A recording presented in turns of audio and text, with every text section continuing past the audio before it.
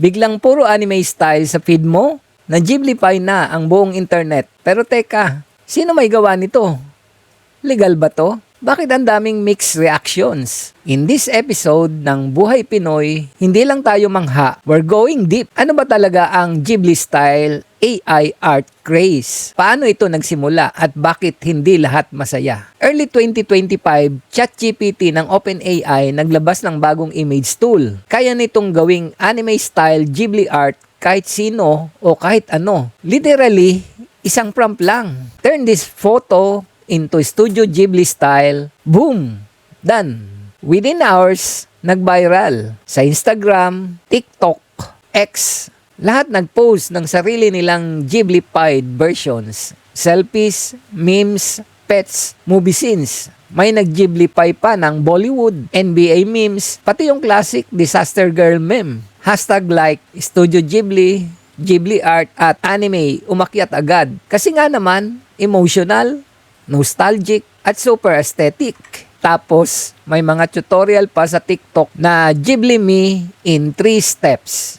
Hindi nga lang ito para sa mga techie. Kahit sinong social media user. Basta may app like ChatGPT, Grok, Bing Image Creator, or Photor, kaya mo na agad mag-Ghiblify. Ang mga top creators sa trend, casual, IG, TikTok users, digital artists, meme lords, even brands. Sky Sports nga, ginawa pang Ghibli style ang Super Sunday nila. At hindi lang sa West, grabe rin ang traction sa India, Southeast Asia, and yes, pati sa atin, sa Pinas. Ang Ghibli style, dreamy watercolor feels, last nature, expressive eyes, cozy worlds. Kumbaga, comfort food ng anime visuals. Kaya kapag ginamit ang selfie or meme, nagkakaroon ng instant magic. Parang cinematic ang simpleng eksena. Fantasy meets everyday life. Kaya emotional impact plus novelty equals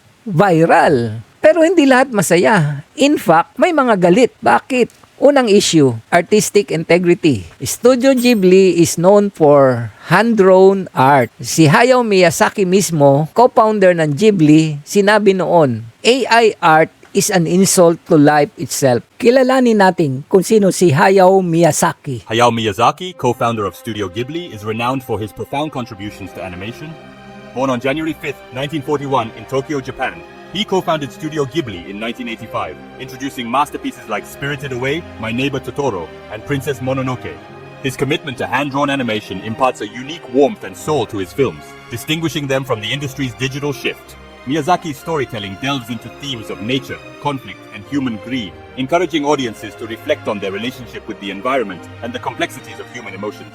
Pangalawa, copyright issues. Ghibli's style is very distinct. Kaya AI was trained sa original Ghibli frames. Walang consent yun. May tanong ngayon, is this homage or exploitation? Pangatlo, artist displacement. Bakit pa magko-commission ng real artist kung libre sa AI? Kaya maraming illustrator, especially sa anime community, ang affected. So eto na nga, ang Ghibli style AI art trend, isang mix ng creativity, nostalgia, at internet power. Pero may kasamang cultural and legal complications. Ang tanong, hanggang saan ang kaya ng AI sa art world? Ano ang role natin?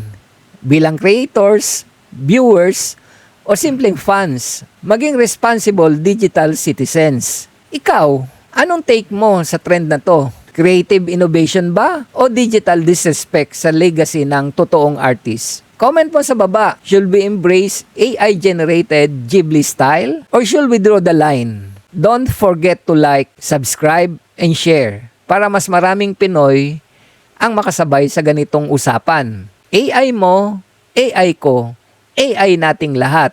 Buhay Pinoy! Kita-kits sa susunod.